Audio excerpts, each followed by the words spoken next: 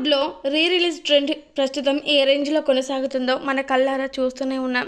ఈ ట్రెండ్లో పవన్ కళ్యాణ్, మహేష్ బాబు పాత సినిమాలు విడుదలై బాక్సాఫీస్ వద్ద కాసుల వర్షాన్ని కురిపిస్తూ ఉన్నాయి. మధ్యలో అల్లు అర్జున్, ఎన్టీఆర్, రామ్ చరణ్ సినిమాలను ఎంతో మంచి రెస్పాన్స్ వచ్చింది. కానీ రెగ్యులర్గా మాత్రం ఈ ఇద్దరు హీరోలే టాప్ స్థానంలో ఉన్నారు. ఇకపోతే ఎన్టీఆర్ నటించిన సింహాద్రి చిత్రం 2023వ సంవత్సరంలో భారీ అంచనాల నడుమ విడుదలై ఈ చిత్రం ఆల్ టైమ్ రికార్డ్ని అయితే క్రియేట్ చేయలేకపోయింది. కానీ 4 కోట్ల రూపాయలకు పైగా గ్రాస్ వసూళ్లను రాబట్టింది. టాప్ 5లో నిలిచింది. ఈ చిత్రం తర్వాత మరో ఎన్టీఆర్ పాత సినిమా రిలీజ్కి సిద్ధం అవ్వలేదు.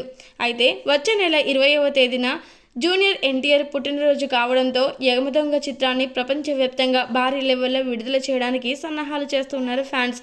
ఇప్పటికే ఈ సినిమాకు సంబంధించిన 4K రిస్టోరేషన్ పూర్తయింది. ఇండియాలోనే 4Kలో, విదేశాల్లో 8K క్వాలిటీతో విడుదల చేయబోతున్నారు.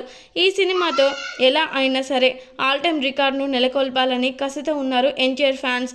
దీంతో ఈ విషయాలన్నీ కూడా నెట్టింట ఎంతగానో వైరల్గా మారుతూ ఉన్నాయి. అయితే ప్రస్తుతం పవన్ కళ్యాణ్ గబ్బర్ సింగ్ చిత్రానికి మొదటి రోజు 8 కోట్ల రూపాయల గ్రాస్ వసూళ్లతో ఆల్ టైమ్ రికార్డు డే 1 నమోదైంది. అదేవిధంగా మురారి చిత్రం ఫుల్ రన్లో 9 కోట్ల రూపాయల గ్రాస్ వసూళ్లు వచ్చాయి. ఇదే ఇప్పుడు ఫుల్ రన్లో ఆల్ టైమ్ రికార్డును నెలకొల్పిన చిత్రంగా చలామణి అవుతుంది. ఈ 2 రికార్డ్స్ని ఎన్టీఆర్ యమదొంగ చిత్రం బ్రేక్ చేస్తుందా లేదా అనేది చూడాలి.